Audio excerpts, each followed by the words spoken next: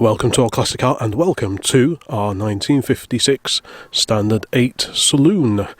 Now, regulars to the channel and the old classic car site will know that I am quite fond of these little Standard 8s and 10s. I ran a Standard 10, a stand drive equipped car with the 2-pedal control and the clutch on the gear lever quite a few years ago now, EF439 I think the registration, and later a Standard 10, the companion estate car. And I do really rate these cars. I think they're very underrated little cars as a rival to the Ford 100E and the Austin A30 and A35 back in the 1950s.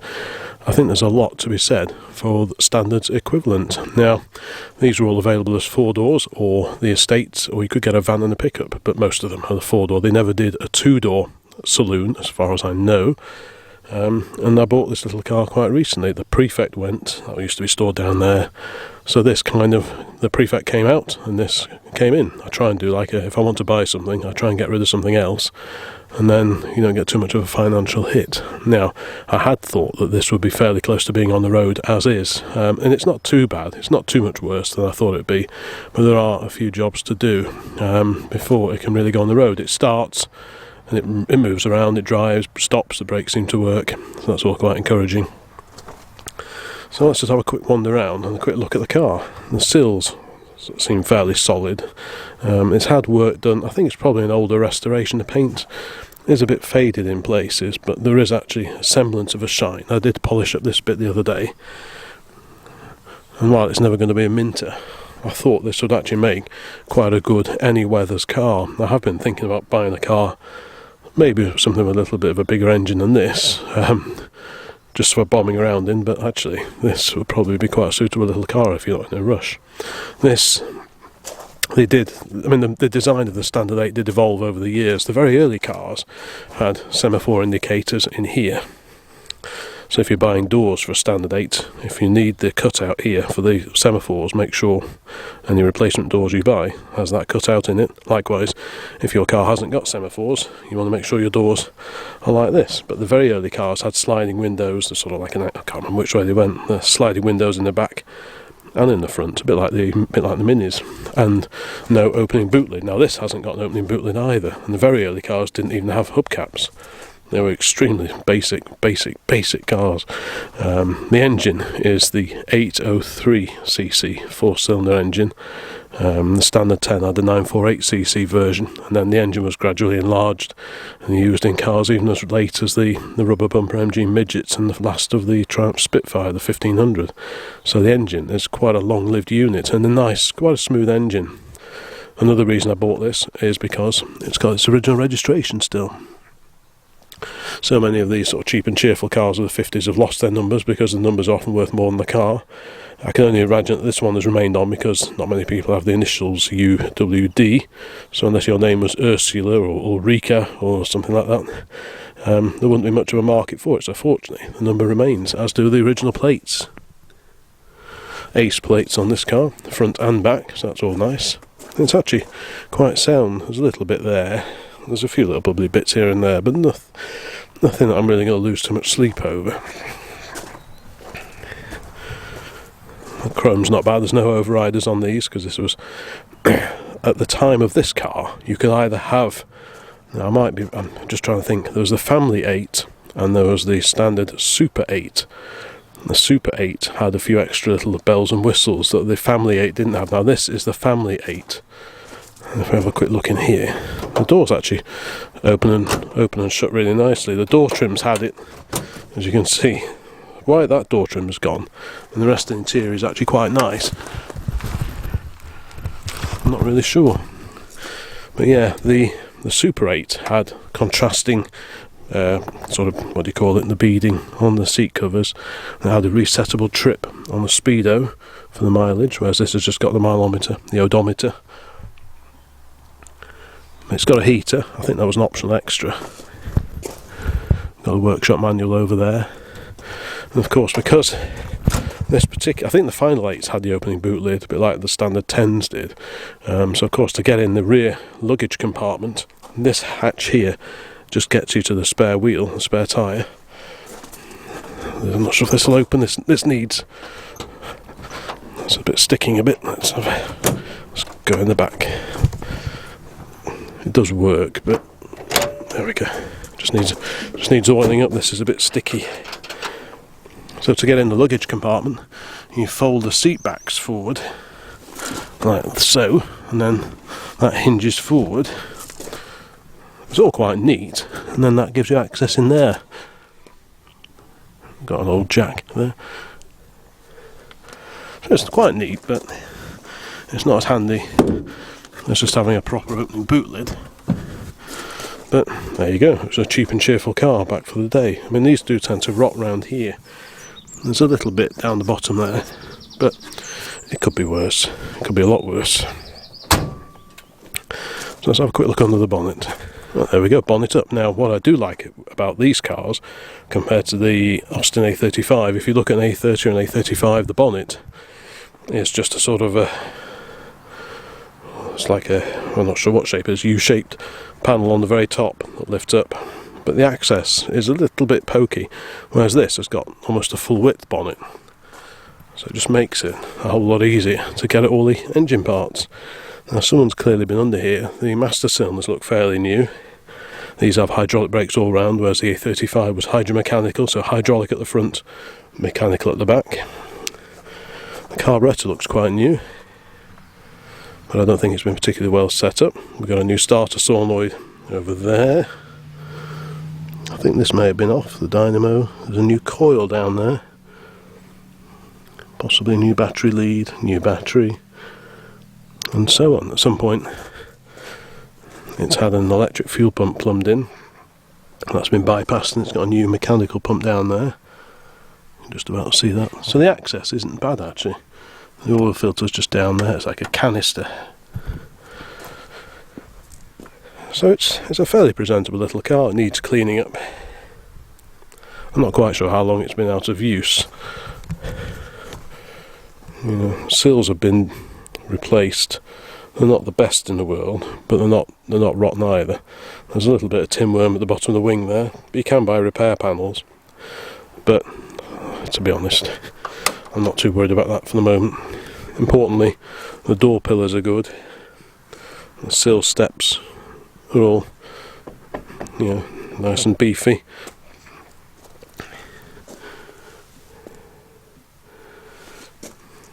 But they're just a honest little car, you know. I've always liked these. Again, they tend to rot round here, but it seems okay. You can grab behind here, run your fingers around, and it's not all gobbed up with filler, so that's good. It wants a bit of oil spreading around, but like I said, they often go here. A bit of rust on the wing doesn't matter, because the wing bolts off and you can bolt that and fix it, but if it starts rotting above there, then it gets a bit more involved to repair it properly. So that's it, 1956 Standard 8. So I just thought I'd do this quick intro video before I start cleaning it up. Now, the other day I did start doing a few checks on it, because it does fire up, but it was only running on like 2 or 3 cylinders, which seemed a little bit odd. And when I had it running, you could actually pull off the leads to number 1 and number 2, and it didn't make any difference to the running whatsoever. And it seems to be oiling up these plugs. There's a spark here. I've checked the points, cleaned those up. There's a spark getting as far as the plugs. I've checked all that. I ran a compression test on it because I thought maybe there might be a couple of sticking valves if the car's been sat for a while, but I took this off and all the valves are moving up and down as they should do. I did a compression test and they were all, I mean, they weren't mega, they were about 115 psi, apart from one which was about 85, 90, but that's close enough to work. So there's no real issues there. So I'm thinking that maybe there may be some gummed up rings letting the oil through, and it just keeps oiling the plugs up, so it may just need a lot of running. It may be that someone's poured a bit of oil down each cylinder to free it up to get the engine running again. You don't quite know what's gone in the past, you know, with an old car like this, especially one that's a few years old. So you're kind of starting from basics really. So what I'd like to do is try and get it running for lengthy periods of time, and hopefully it might just ease things up. The piston rings might just free up a bit, and then we'll see where we go from there. I don't know what, the oil's pretty dirty that's in there, so one of the first jobs I want to do is change the oil, because that isn't looking great at all. The dipstick's just down the side there. Also on this side is the crankcase breather. Now if that's blocked, just about see that pipe there. If that's blocked, then it can create pressure in the crankcase that forces oil up past the piston rings, gets into the combustion area, and you get a bit of smoke out the back. So there is some setup work to do, some bit of servicing work to do before we'll really know where the engine is at. It's very quiet, but I just need to get it to run A, on all 4 cylinders, and B, just to get some heat through it, a few cycles of heat, and then it should just improve things overall. Another thing that won't help is someone's had the manifolds off. It's got this rubbishy sealant stuff in here, and it's just all peeling off. So it could well be, when I had my 2.5 Spitfire, someone had done a similar bodge on it and it just wouldn't run right at all. And when I looked underneath, some of the deal is like filler, just to seal up where the inlet manifold and exhaust manifold went on. So, as this all looks a bit old and a bit rubbishy, and someone's clearly had this off, on and off a few times, but reused the old gasket, it's probably not great. So what I'm going to do is I'm going to order another inlet manifold, inlet and exhaust manifold, just so that I can make sure that this is all sealed properly, so it's not dragging in air, because if there's any air leaks on the induction side, it's not going to run very well at all. And no matter what you do with the carburettor, if it's drawing in air somewhere around here, then it's never going to run right. So kind of going back to basics and just making sure all the basics are right, good oil in it, no air leaks, and only then can you really start fiddling with the tuning just to see if you can get it to run right. But I'm fairly confident that it shouldn't take too much work to make it run as it should do.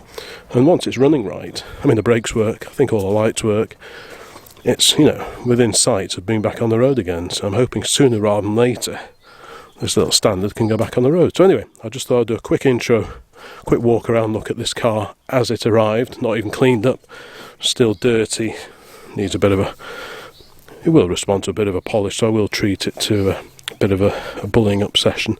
Like I said, there are some bubbly bits here and there, like under the headlamp there, so it's far from perfect, but I'm hoping it'll just be a little sort of run around that we can use all weathers anytime we want to, really. And being a 4-door, it's quite practical. It's a little bit roomier than an A35, and probably a little bit rarer, not quite as curvy, but still quite an appealing little car, I think. So let me know in the comments, please, what you think of standard 8s and 10s. Like I say, this is the 8 with the 803cc engine. The 948 engine went into the standard 10, so that would have had a little bit more poke, but you could actually put a Spitfire engine in there. It wouldn't be that difficult to do.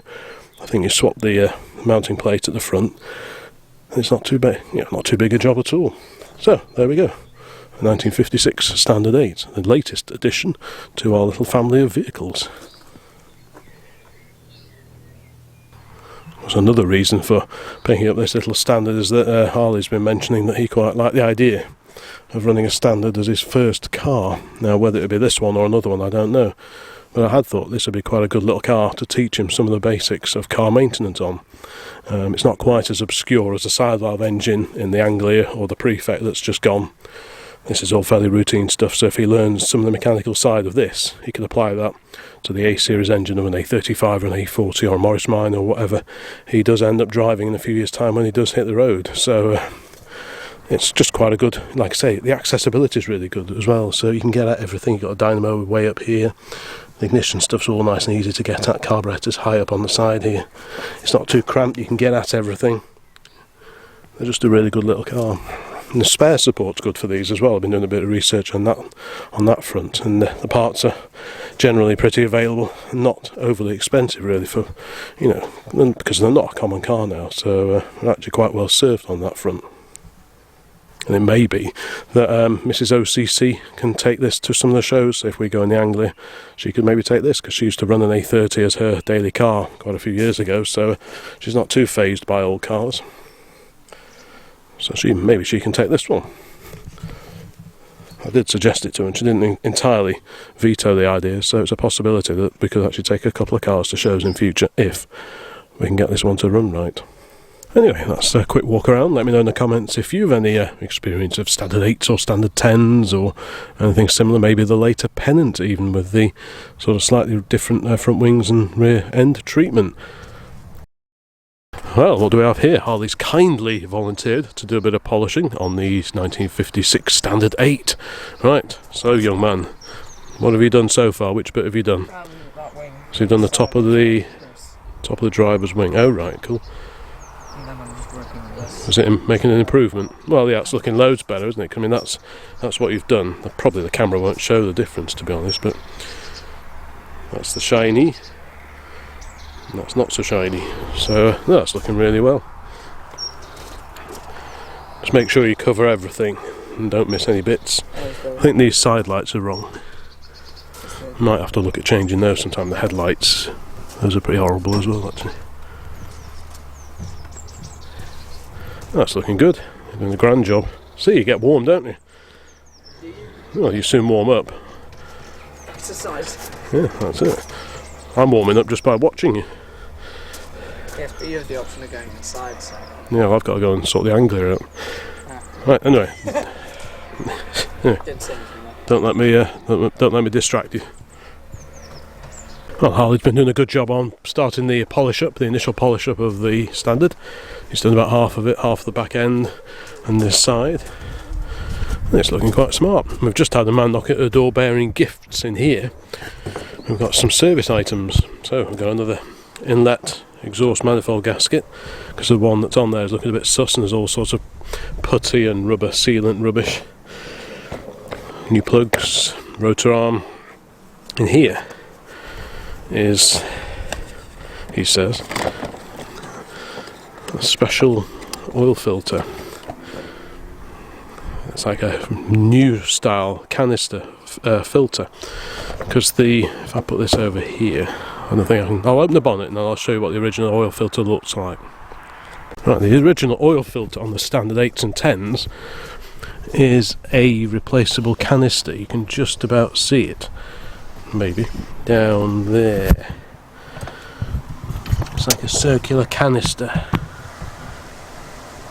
It's that thing there in the middle. And these are actually quite hard to find now. They do turn up, but they are sort of few and far between now, which is a modern equivalent. So it's just a modern spin-on filter to which they have fitted the correct thread, hopefully. So that should be a straight swap for the canister that goes down there. It's a little bit fiddly to get at, but it's not impossible. At least you don't have to go underneath. So that seems like a very good idea. It wasn't super expensive either, so I'm looking forward to trying that and just seeing how we go. So there's a box of goodies there. We've got some oil. Got the oil delivered the other day, so I think we'll probably have a look at changing the oil in this. Ideally, obviously, I'd like to run it up to full temperature and drive it around a bit and get the oil nice and thin so it drains out properly, but I don't think we're going to be able to do that because it's not really running as good as it probably should be. So we might just have to drain it out as best we can without running it, put the fresh oil in and filter, etc. Put a few of these other service items on while we're at it, and then we'll get it going. Just see if we can run it for a length of time and just see if it gradually improves, because sometimes when the rings start ungumming themselves, if the engine's been sat for a long time, they can often improve. So I'm looking forward to trying that, but we're going to have to whiz the oil out before we can do any of that business. That's the old school filter that these Standards were originally fitted with. Like I say, they're not that easy to find now. They do turn up, but not very often.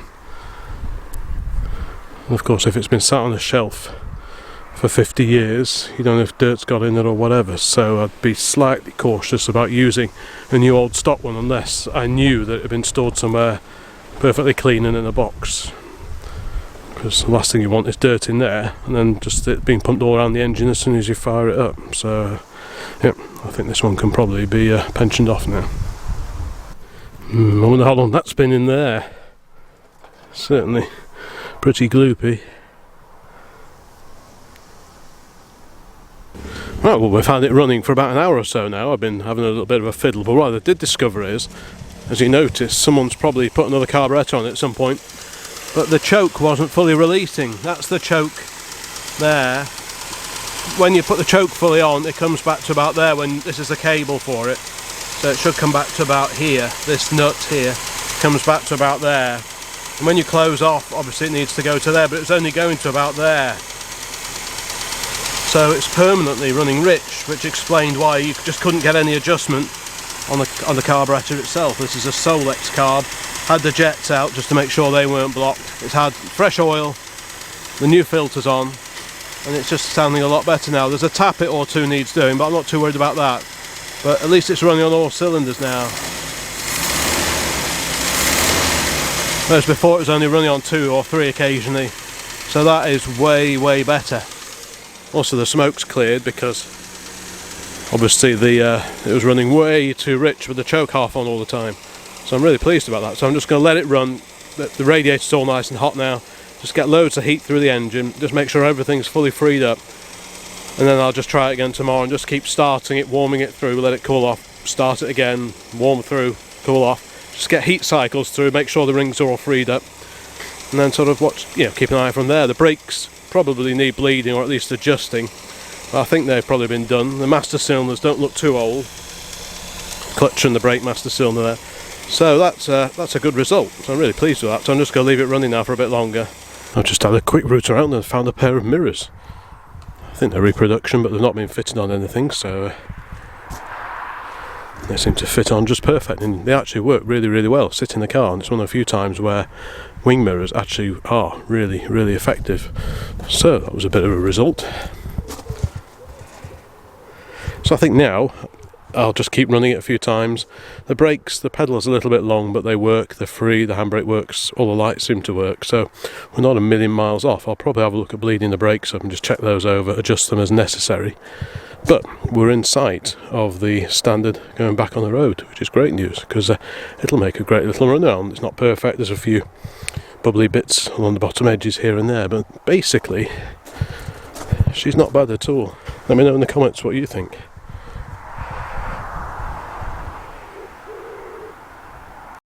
Okay, well, the latest on the Standard 8. Now, I'm not going to go into super depth about the recommissioning of this little car. I'm just going to sort of jumble together a few updates and put them into a video or two. So, I've been doing a few little cosmetic jobs on it, even just little things like changing the screws on these original number plates, because they were all red, rusty and horrible. So just changing those just takes your eye off the nastiness of that, and touching up bits of paintwork on the brackets, like here, on the bumpers. Just little things like that. Did the same at the back as well.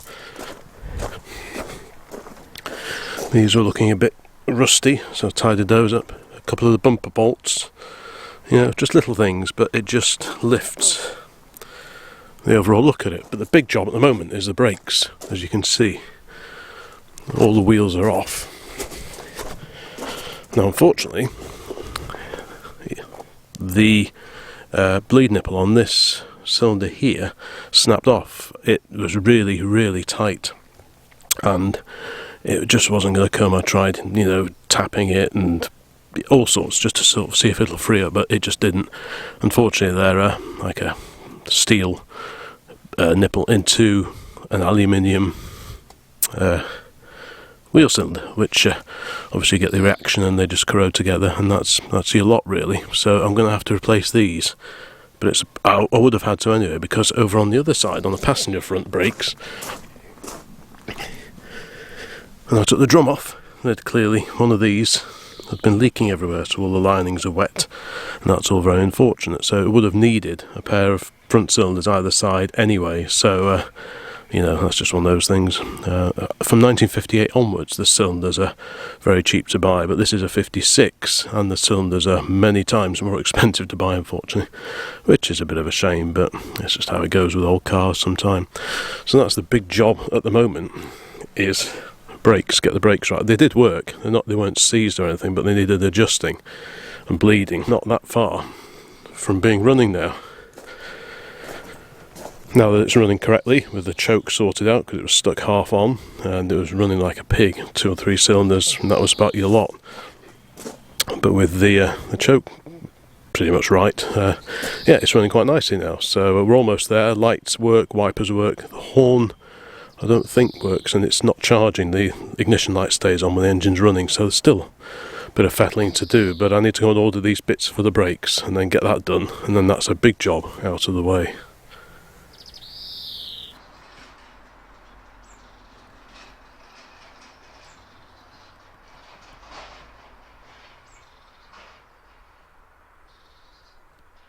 Right, well, a week or so has passed, and you may notice the Standard 8 is looking slightly different. As I mentioned in a previous clip, the brakes did appear to be working, but the pedal was a bit on the long side, so I thought, I know what I'll do, I'll bleed up the brakes. Now on these, it's hydraulic brakes all round, front and rear, whereas like the A30, 35 and the A40 Farina, it's hydraulic at the front and mechanical at the back. The rears are operated by a central sort of frame cylinder that mounts sort of about there, underneath the floor, and operates the rear end through rods and whatnot. But this is hydraulic all round. Now, I went to free off one of the bleed nipples on, I think it was on this cylinder actually, not that one, I think it was this one, and it just snapped off on me. I tried gently trying to tighten it and ease it off, but it just wasn't going to have any of it, and it just snapped off because it's a mild steel bleed nipple into an aluminium casting. The housing of the wheel cylinder itself is aluminium, so you get the reaction between the two different metals, and they often just seize up, and this one hadn't moved in many years, so it just snapped off on me. So I was faced with having to buy a new set of cylinders, 2 for this side, 2 for the other side. And when I actually took the drum off on the other side, on the passenger side, the brakes were actually showing signs of leaking, so I would have had to replace them anyway. So that is the next job to do. Now in here we have a shiny new set of front wheel cylinders, so I need to get on and fit these. These are brand new, they're not old stock. These are made, apparently they're made in America, so whether they've got other applications or not, I don't know. I believe they may be shared with possibly the 100E or something like that. But anyway, those are all here and ready to go on, so that is going to be the next job to do. Obviously take care with these old linings just in case there's asbestos in them, so we'll take these off, make a note of where the springs go, because they fit in sort of under here and go behind there, and they attach there. So we'll just make a note of, take a photograph or something, just so I know exactly how it all goes back together. Take it all off, put it on the floor in the layout, just so it's nice and obvious how it all goes back together, and we'll get the new cylinders on. Now the flexes, they look okay, so we'll just gently undo those. A couple of nuts hold each of the wheel cylinders on, so this shouldn't be too difficult to replace. And then I'll do the same on the other side, and while the wheels are off, I'll also attend to these grease nipples, which don't look, where are they? They don't look like they've been done in quite some time. They're quite grubby. There's one there. I'm guessing there will be up here, just at the top there where it pivots. Same at the back. I'll have a look in the manual, but it's usually fairly obvious. Track rod end, I think there's one there under a great deal of grime. You probably can't even see it on the camera, but there is one there. And no doubt there are other ones as well. Yep, there's one there. Quite a few. Another one there. The wishbone at the bottom there. So we'll go around those, clean them all out, and just make sure it's all greased up while it's all nice and easy to get at. And while the wheels are off, obviously we'll bleed the brakes, adjust them, and so on, and then the wheels can go back on. We can sort of tick that off the list. But the first thing to do, take some photos of this so I know exactly how it goes back together, and we'll whiz these off and get these cylinders off. And then the brakes should be good to go. I think everything works at the back okay. So really, yeah, it's just this front end. Right, well, I've made a start on removing the brakes, so I'll report back once I've done both sides and the new cylinders are on. Okay, well, it's a couple of days later now. Where are we up to? The new wheel cylinders are all in place, both sides. That one and that one. So that's all very good. The problem is, I was going to make a start on fitting the brake shoes. There's one of them here. And, as you can see, the lining, the bonded lining, has come away from the shoe itself, so that's no use. So I can't use those, which is all rather annoying. So I've ordered some fresh ones. So in the meantime, I've got on with doing some greasing on the front suspension, on the steering. There are lots and lots of grease points on the front suspension and the steering. For example, on the track rod end there, the wishbones over there, at the top up here. There's quite a few. There are lots and lots of joints going on there. So yesterday evening I spent a couple of hours taking all these off, cleaning them up in the vise and checking them to make sure none of them are blocked, and then putting them back and then greasing them up with a grease gun. So that's another job out of the way while I wait for the replacement brake shoes to come along, so I'm hoping they'll be here. Well, I hope they're here today, but they're not, so hopefully tomorrow, or at least by the weekend, then I can make a start on fitting them onto the car, because once the newly relined brake shoes are on the car, then I can bleed the brakes up and put it back on its wheels, which would be quite good. And then it's just a case of thinking what next to look at. I know the battery's not charging, so I think we'll probably have to have a look at the dynamo just to see what's going on with that. I think most of the other electrics work on it, which is fairly encouraging. I think the car has seen some use in recent years, but not very much, so it's a case of sort of mild recommissioning, I think you'd probably call it. There is work to do. There's a few, like I said before, there's a few probably bits down at the bottom, but nothing structural to worry about. But cosmetically, there are bits that could be better on it, but you know, for a run around, it'll probably do very well. So a quick look in here. Yes, there's a few new bits, some new ignition parts over there still to fit, but basically in here it just wants a bit of a clean up. I need another door trim. If anyone's got another door trim for a standard 8, this is the family 8 that doesn't have a cutout here. There's like a cubby storage area on some models on the Super 8, but on the Family 8 it's just plain. But if I could get a replacement door trim from either this Super 8 or the Family 8, I'd be quite happy. It's going to look better than this does, so that's something on the to find list. It's already had the oil and filter, grease the front, need to do the prop shaft and check at the back, see what's to do there, but there's very little at the back that needs greasing. I think there shouldn't be too many, probably some linkages, something like that. Maybe just clean up some of these brake linkages here just to make sure they're alright and spread a bit of oil around. But yeah, she's not too bad really.